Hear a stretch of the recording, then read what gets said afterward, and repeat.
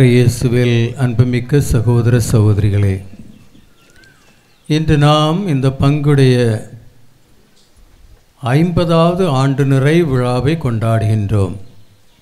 பொன்விழா, நம்முடைய புனித பிரான்சிஸ்கு சவேரியார் பங்கு ஆற்காடு உடைய பொன் விழாவை நாம் கொண்டாடுகின்றோம். 50 வருடங்கள் இந்த பங்கானது தனி பங்காக மாறி இறை மக்களுக்கு இறைவனின் அருள் சாதனங்களை கொடுத்து அவர்களுடைய நம்பிக்கையில் அவர்களை உறுதிப்படுத்தி ஒரு கிறிஸ்தவ சமுதாயமாக, ஒற்றுமையுள்ள அன்புள்ள ஒரு கிறிஸ்தவ சமுதாயமாக மாற்றி 50 ஆண்டுகள் நடந்து கொண்டிருக்கின்றது. எனவே நாம் இன்று இறைவனுக்கு நன்றி செலுத்துவோம். இன்று நாம் நம்முடைய பங்கு பாதுகாவலர் புனித பிரான்சிஸ்கு சவேரியாருடைய திருவிழாவையும் கொண்டாடுகின்றோம். கொடியேற்றி நவநாட்களை அனுசரித்து இப்போது இன்று கடைசி நாள் நாம் இந்த பெருவிழாவை கொண்டாடுகின்றோம். அதோடு நம்முடைய பங்கிலுள்ள பங்களுடைய பிள்ளைகள் இன்று உறுதி பூஸ்தல் என்னும் அருட்சாதனத்தை பெற இருக்கின்றார்கள். அன்புமிக்க சகோதர சகோதரிகளை, ஒவ்வொரு பங்குக்கும் ஒரு பாதுகாவலர் நியமிக்கப்பட்டிருக்கின்றார். அதனுடைய கருத்து என்ன? அந்த பங்கு மக்கள் தன்னுடைய பாதுகாவலருடைய வாழ்க்கையை பின்பற்றி அவரை போன்று இறைவனுக்கும் அன்பு செலுத்தி இறை மக்களுக்கு பணி செய்து ஒரு தன்னுடைய திருமுழுக்கில் கொடுத்த வாக்குறுதிகளுக்கு ஏற்ப வாழ்க்கை நடத்தவே தான் அந்த பங்கு பாதுகாவலர்கள் நமக்கு கொடுக்கப்படுகின்றார்கள். சில பங்குகள் இயேசுவின் பெயரால் இருக்கின்றன, Christ the king parish, sacred heart parish. சில பங்குகள் அன்னை மரியாளுடைய பெயரில் லூர்து அன்னை பங்கு, பாத்திமா அன்னை பங்கு, ஆரோக்கிய அன்னை பங்கு, ஜென்மராக்கினி பங்கு. அப்படி இன்னும் மற்ற பங்குகள் புனிதர்களின் பெயராலும் அதி தூதுவர் மிக்கேல், கேப்ரியல், ரஃபேல் அவர்களுடைய பெயராலும் பங்குகள் இருக்கின்றன. என்னுடைய முக்கிய நோக்கம் என்றால் இந்த பங்கு மக்கள் தங்களுடைய பங்கு பாதுகாவலரை பின்பற்றி அவரை போன்ற வாழ்க்கை நடத்துவதற்காகத்தான். புனித பிரான்சிஸ்கு சவேரியார் எவ்வளவோ மேன்மையான பெரிய நற்செய்தியை எடுத்துரைத்து மக்களை இயேசுவின் இடம் கொண்டு வந்து திருச்சபையை பல இடங்களில் கட்டி எழுப்பிய ஒரு மிஷனரி செயின்ட் தான் பிரான்சிஸ்கு சவேரியார். அவர் நற்செய்தியை நம்முடைய நாட்டுக்கு கொண்டு வந்து இங்கே அதை நற்செய்தியை போதித்து திருச்சபையை அமைத்தவர். புனித தாமஸ், இயேசுவின் 12 அப்போஸ்தலர்களில் ஒருவராக இருந்த புனித தாமஸுக்கு பிறகு புனித பிரான்சிஸ்கு சவேரியார் இங்கே வந்து நற்செய்தியை போதித்து மக்களை இயேசுவின் பால் ஈர்த்து ஒரு அன்பின் சமுதாயத்தை பல இடங்களில் கட்டி எழுப்பியவர். திரு அவையால் அவர் missionaries patron of the missions என்று அழைக்கப்படுகின்றார். மிஷனரியுடைய பாதுகாவலராக அவர் நியமிக்கப்பட்டிருக்கின்றார்.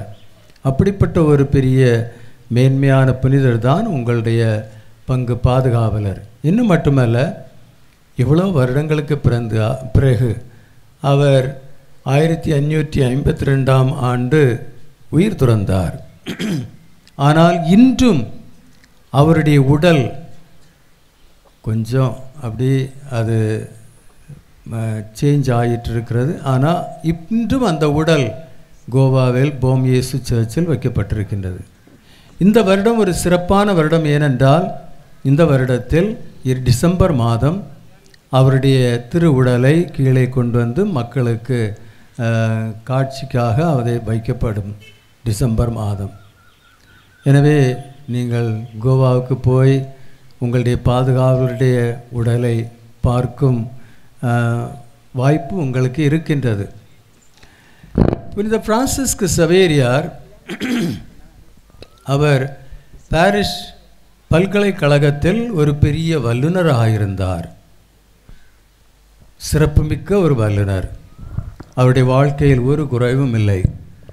தன்னுடைய அந்த வாழ்க்கை நேரத்தில் அவர் இந்த உலக இன்பங்களை எல்லாம் எடுத்து உலக ஆசைகளை எல்லாம் அனுபவித்து இந்த உலகை சார்ந்தவராக அப்படிப்பட்ட ஒரு வாழ்க்கை வாழ்ந்து கொண்டிருந்தார். இறைவனை பற்றி அதிகம் சிந்திக்காமலும் அவர் இந்த உலகை சார்ந்தவராக ஒரு வாழ்க்கை வாழ்ந்து கொண்டிருந்தார். ஆனால் புனித லோயலா இக்னாசியார் அவர் நற்செய்தியை அவருக்கு எடுத்து கூறியதன் மூலம்தான் அவருக்கு மனமாற்றம் கிடைக்கின்றது. மனம் திரும்பி நற்செய்தியை விசுவசித்து இயேசுவை பற்றி கொண்டு இயேசுவின் சீடராக மாறுகின்றார். இயேசு சபையின் முதல் சீடர்களில் ஒருவராக மாறுகின்றார். புனித இக்னாசியார் அவரிடம் என்ன சொன்னார்? இயேசுவின் வார்த்தைகளை அவர் முன் எடுத்து கூறினார். ஒருவன் இந்த உலகெல்லாம் தனதாக்கி கொண்டாலும் தன்னுடைய ஆன்மாவை இழந்தால் அவனுக்கு என்ன பயன் என்று இயேசு சொன்ன அந்த வார்த்தைகளை புனித பிரான்சிஸ்கு சவேரியாரிடம் சொல்லிக்கொண்டே இருந்தார். ஒரு நாள் அந்த இறை வார்த்தை அவரை தொட்டது, அவரிடம் ஒரு மாற்றத்தை கொண்டு வந்தது. அவர் தன்னுடைய வாழ்க்கையை பற்றி சிந்திக்க தொடங்கினார். எனக்கு ஒரு குறைவும் இல்லை, பேர் புகழ் இந்த உலக இன்பங்கள் எல்லாம் என்னிடம் இருக்கின்றது, ஆனால் மன அமைதி இல்லை. இவையெல்லாம் நாம் என்னிடம் இருந்த அளவிலும் எனக்கு அந்த மன அமைதி இல்லை, உள் மகிழ்ச்சி இல்லை. நான் இன்னும் அதிகமாக இன்பங்கள் தேவை, ஆசைகள் தேவை என்று அதன் பின்னால் ஓடிக்கொண்டே இருக்கின்றேனே. எதுவும் எனக்கு ஒரு நிம்மதியை கொடுத்ததில்லை. வாழ்க்கை முழுவதும் நான் இப்படிப்பட்ட உலக ஆசைகள் உலக இன்பங்களுக்கு பின்னால் போய்கொண்டிருக்கின்றேனே என்று அவர் அதை சிந்திக்க ஆரம்பித்தார். அப்போதுதான் அவர் அந்த இயேசுவின் வார்த்தைகள் புனித இன்னாசியாரால் அவருக்கு கொடுக்கப்பட்ட அந்த வார்த்தைகளை அவர் சிந்திக்க ஆரம்பித்தார். ஒருவன் இந்த உலகெல்லாம் தனதாக்கி கொண்டாலும் தன்னுடைய ஆன்மாவை இழந்தால் அவனுக்கு என்ன பயன்? அதை அவர் உணர்ந்து கொண்டு எல்லாவற்றையும் விட்டுவிட்டு இயேசுவை ஏற்றுக்கொண்டு தன்னை முழுவதுமாக இயேசுவுக்காகவும் அவருடைய நற்செய்தி பணிக்காகவும் தன்னை அர்ப்பணிக்கின்றார். அதான் புனித பிரான்சிஸ்கு சவேரியார். அதன் பின் நாம் பார்க்கின்றோம், இன்னொருவர் போர்ச்சுகல் அரசனால் வெட்டிக்கானில் எங்களுக்கு மிஷனரிஸை அனுப்பும் என்று கேட்ட பிறகு கிங் ஜான் ஆஃப் போர்ச்சுகல் அதுக்கு வேறு ஒருவரை தயாரித்து கொண்டிருந்தார் புனித இன்னாசியார். ஆனால் அவர் நோய்வாய்ப்பட்டார். அப்போது நாளைய தினம் பயணம் தொடங்க வேண்டும். ஒரு நாளுக்கு முன்னால் தான் பிரான்சிஸ்கு சவேரியாரிடம் புனித இன்னாசியார் கேட்கிறார், அவர் போக முடியாது, நோய்வாய்ப்பட்டுள்ளார், நீர் அங்கே போக தயாராக இருக்கின்றீரா? அப்போது அவருடைய பதில் என்ன? எங்கு வேண்டுமென்றாலும் என்னை அனுப்பும், நான் ரெடியாக இருக்கின்றேன். ஒரு நாளுக்குள்ளே அந்த பயணத்துக்கு எல்லாம் ரெடி பண்ணி அவர் அங்கே போவதற்கு ரெடியாக இருக்கின்றார். அப்போது போவதற்கு முன்னால் அவர் தன் ஃபவுண்டர் ஃபாதர் புனித இன்னாசியார் முன் வந்து அவரிடம் அவர் ஆசீர் கேட்கின்றார். அப்போது அவர் அவரை ஆசீர்வதித்து என்ன சொன்னார் தெரியுமா?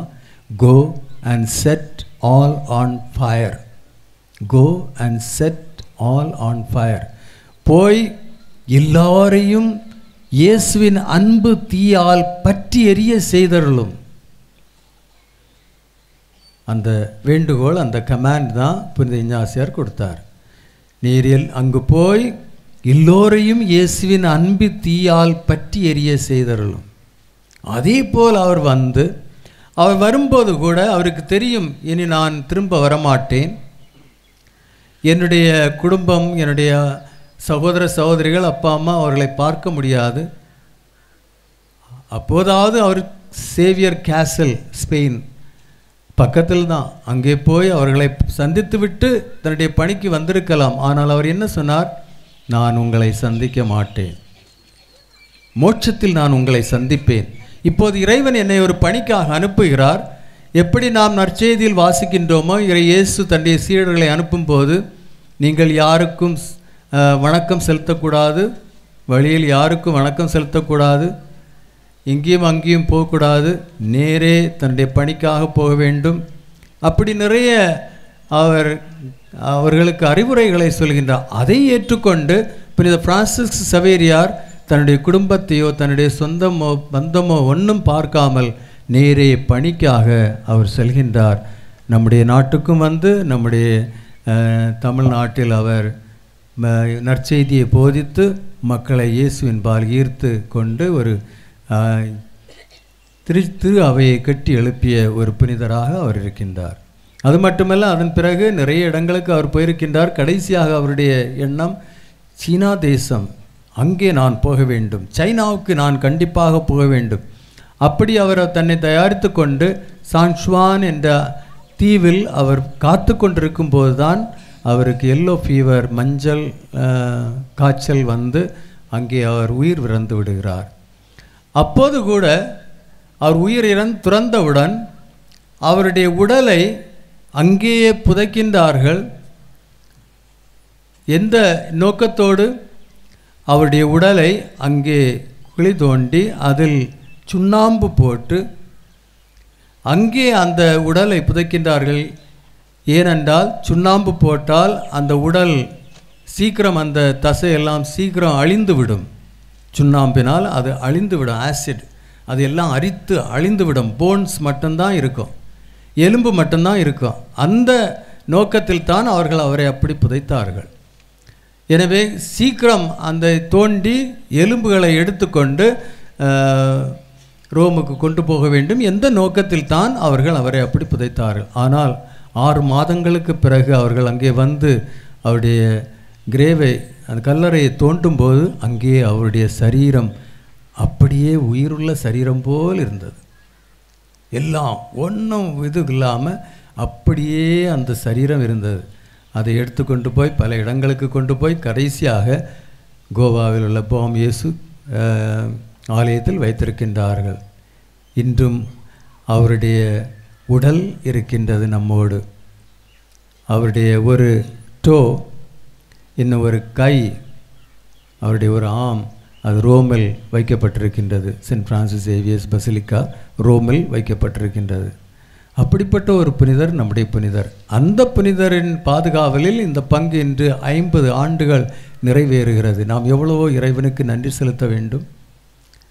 இப்போது இந்த பங்கில் மக்கள் நிறைய பேர் இங்கே, I don't know, fathers must be vocations, priest are there. 4 குருக்கள் இந்த பங்கில் இருந்து வந்திருக்கின்றார்கள். அருட்சகோதரிகள் இருப்பார். ஒரு அருட்சகோதரி இங்கே இருக்கின்றார், சிஸ்டர் மேரி. அவங்கள்ட்ட 4 அருட்சகோதரிகள்.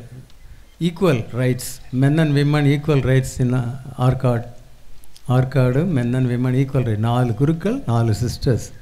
அப்போ இவங்க உறுதி புஸ்தகம் எடுக்கின்ற பிள்ளைகள் இதை பற்றி நினைக்க வேண்டும். ஒருவன் செமினரிக்கு போனால் ஒருத்தி கான்வென்ட்டுக்கு போவா. அந்த இதை அப்படியே வைத்து கொண்டிருக்க வேண்டும். சிஸ்டர் மேரி இங்கே இருக்கிறாங்க. அவங்களுடைய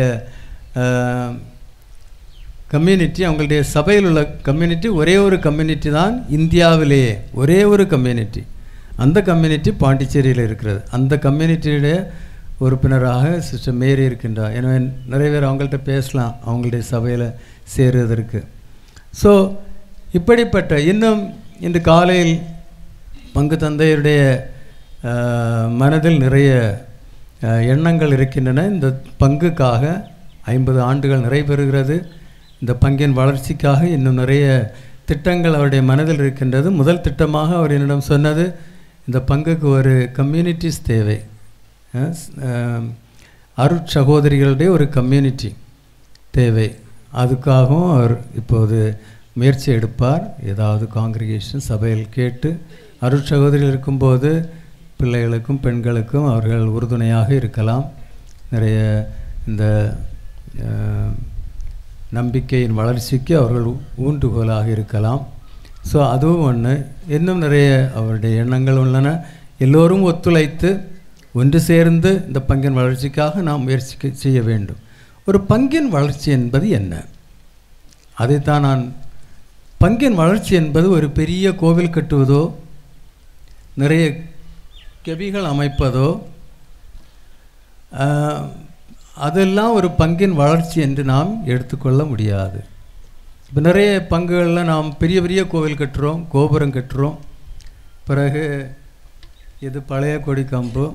இப்போ ஃபாதர் நினச்சிட்டு இருப்பார், எல்லா பங்குகள்லையும் அந்த வெண்கல கொடி கம்பம் பெரிய அழகாக இருக்கிறது, நமக்கு ஒரு சின்ன இதாட்டு இது போகுது, ஒரு பெரிய கொடி.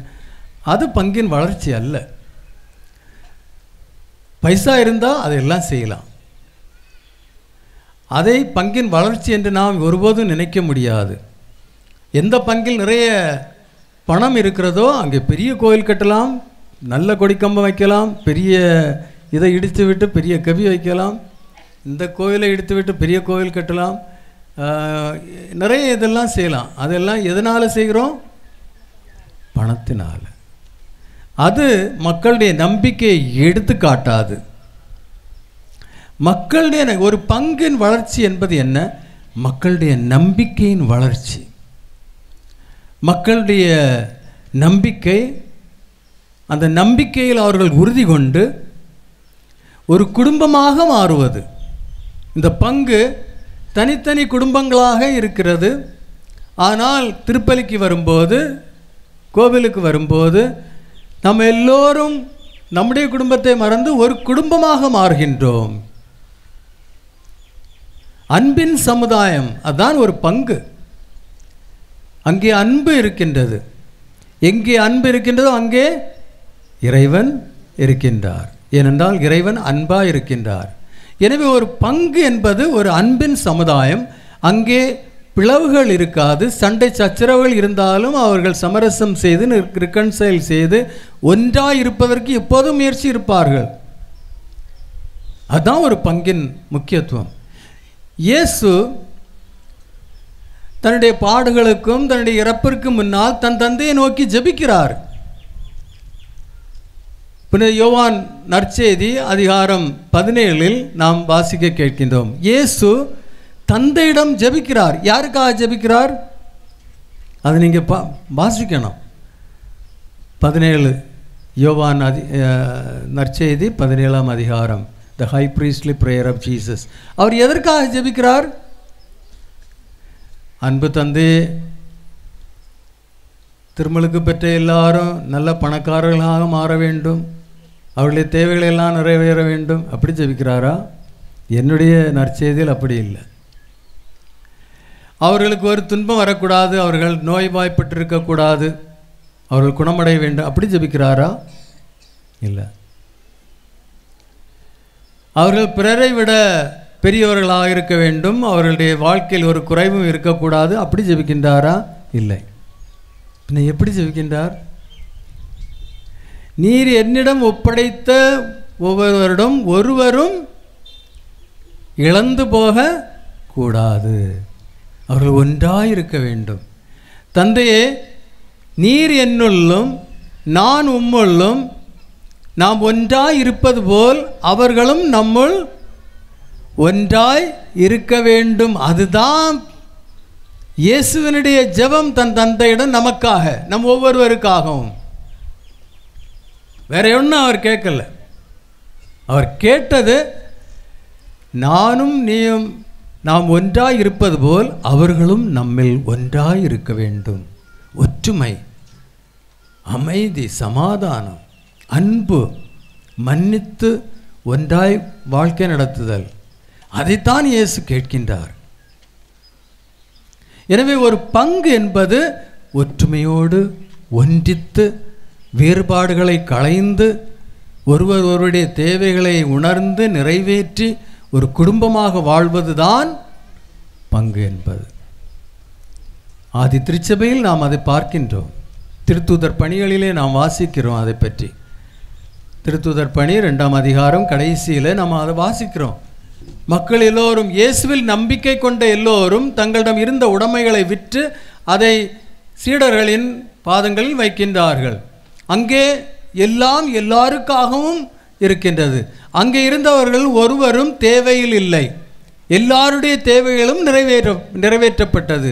அவர்கள் ஒரு குடும்பமாக ஒன்றாயிருக்கின்றார்கள். ஒன்றாய் இணைந்து அப்பத்தை பிற்பதும் ஜெபிப்பதும் எல்லாம் ஒன்றாயிருக்கின்றார்கள். அப்போது அவர்கள் தூய ஆவியால் நிரப்பப்பட்டவர்களாக இருக்கின்றார்கள். அன்பார்ந்த சகோதர சகோதரிகளே, அவர்கள் எப்படி ஒற்றுமையாக இருக்க முடிந்தது? தூய ஆவியாரால் ஆட்கொள்ளப்பட்டவர்களாக மாறின பிறகுதான். தூய ஆவியார் தான் ஒற்றுமையாக அவர்களை வைக்கின்றார். தூய ஆவியார் ஒற்றுமையின் ஆவி. The Holy Spirit is the spirit of unity. எங்கே பிளவுகள் இருக்கின்றதோ அது எந்த அடிப்படையிலாக இருந்தாலும் சரி,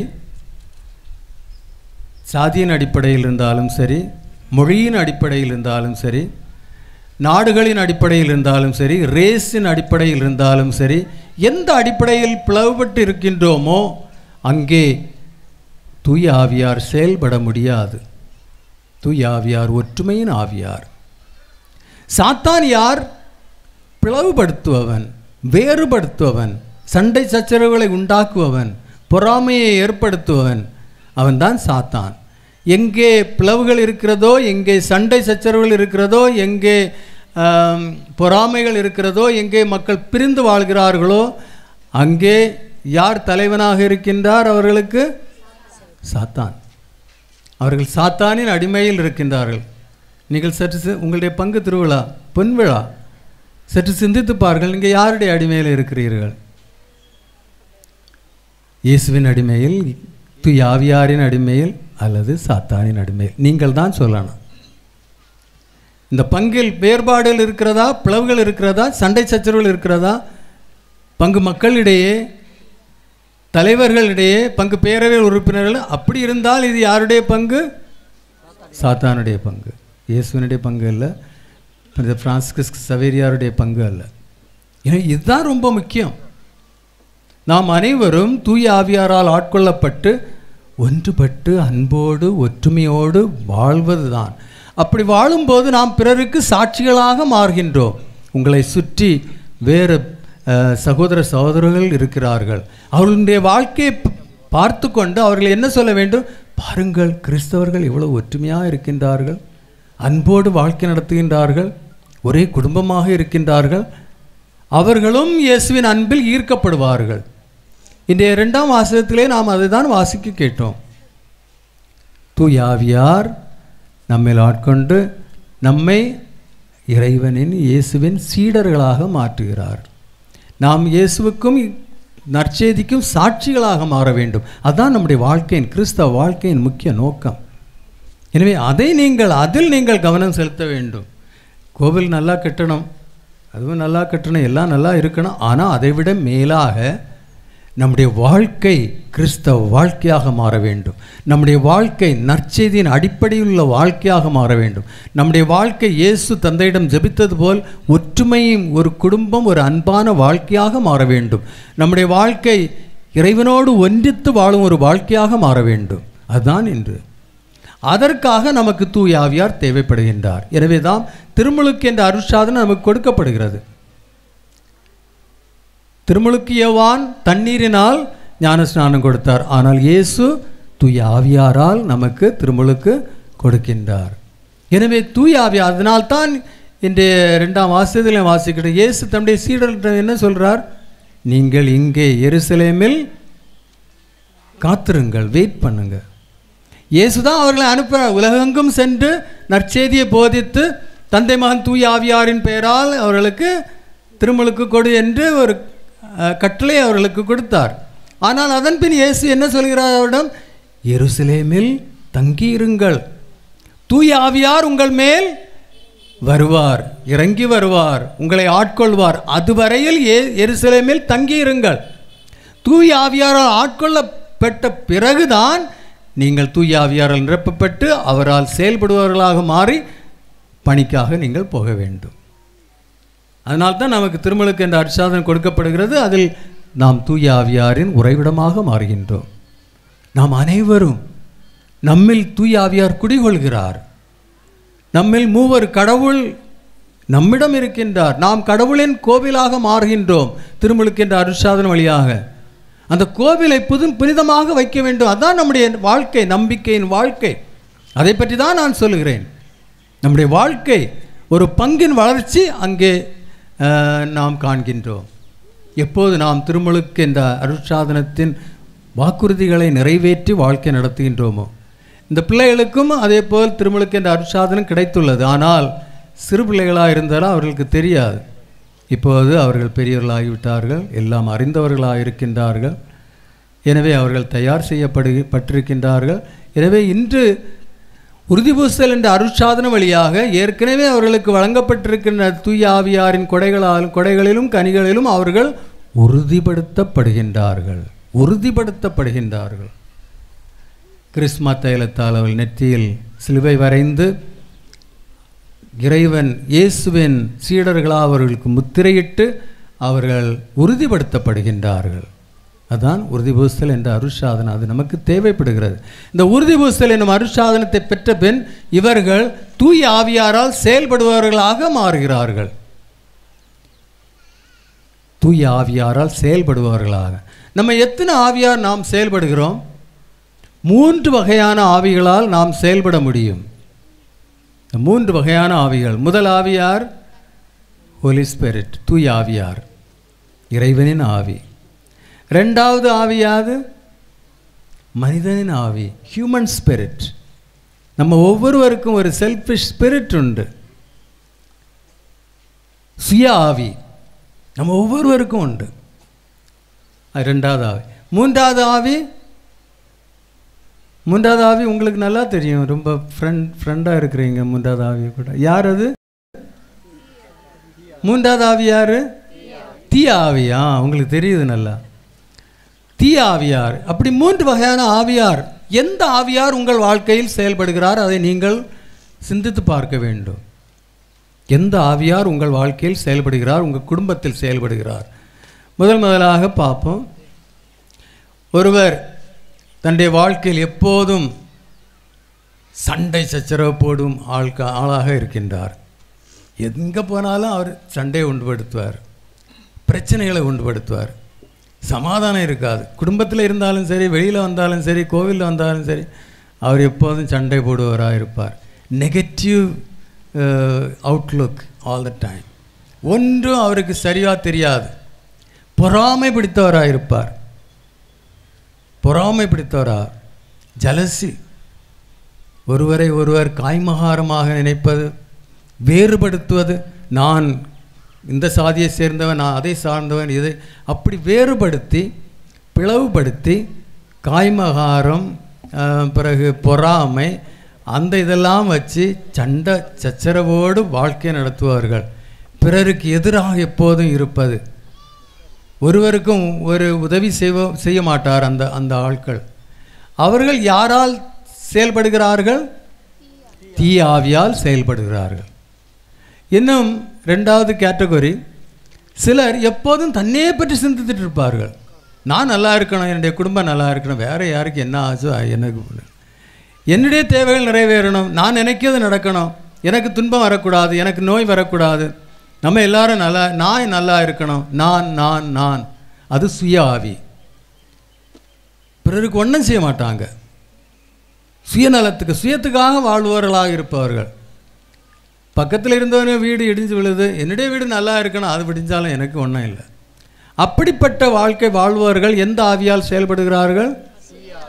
சுய ஆவியால், ஹியூமன் ஸ்பிரிட். ஒரு குடும்பத்தில் குடும்பத் தலைவர், அவர் வாட் எவர் ஹி ஏர்ன்ஸ், அவர் சம்பாதிப்பது எல்லாத்தையும் குடியிலையும் வேறு அவருடைய இதுலேயும் செலவுப்பட்டிருக்கிறாரு. குடும்பத்தை பாதுகாக்க மாட்டார். மனைவி எப்படி இருக்கிறா, பிள்ளைகள் எப்படி இருக்கிறா, அது ஒன்றும் இல்லை. சம்பாதிச்ச சம்பளம் கிடச்சிது, அந்த சாராய கடைக்கு போய் அங்கே சாராயம் குடித்து கும்பலம் அடிச்சுட்டு வாழ்க. அவர் எந்த ஆவியால் செயல்படுகிறார்? சுய ஆவியாலும் தீய ஆவியாலும் 2 பேரும் சேர்ந்து செயல்படுகிறார். அதுதான் ரொம்ப கஷ்டப்படுறாங்க. அவரையெல்லாம் நல்ல இதில் கொண்டு வர்றது கஷ்டம். கணவன் மட்டும் இல்லை, மனைவியும் அப்படி செய்யலாம். ஒருவேளை நான் நினைப்பேன், கணவனை பற்றி தான் இவர் சொல்கிறார். மனைவிகளும் நிறைய மனைவிகள் இருக்கிறார்கள் அப்படி வாழ்க்கை நடத்துவாங்க. சுயத்தை பற்றியே நான் நல்லா இருக்கணும், நான் நல்ல அழகாக ஜோடிக்கணும், நல்ல அழகாக கட்டி நல்ல இதாக போகணும், ஹஸ்பண்ட் எப்படி போகிறாரோ பிள்ளைகள் எப்படி போகிறாரோ கவனம் இல்லாமல் இருக்குது. அப்படிப்பட்ட குடும்ப பெண்கள் இருக்கிறார்கள். மோகினி மாதிரி நல்லா அலங்கரித்து கொண்டு பிறரை பற்றி எதிர்பார்க்காமல் அப்படி போகிற அவங்க சுய ஆவியாலும் தீய ஆவியாலும் செயல்படுபவர்கள். சில பெண்கள் இருக்கிறார்கள், நான் பிள்ளை பெற மாட்டேன், என் பிள்ளை பெற்றா என்னுடைய ஃபிகர் தொலைஞ்சு விடும். அவர்கள் சுயாவியாலும் தீயாவியாலும் செயல்படுபவர்கள். அதை நாம் உணர வேண்டும்.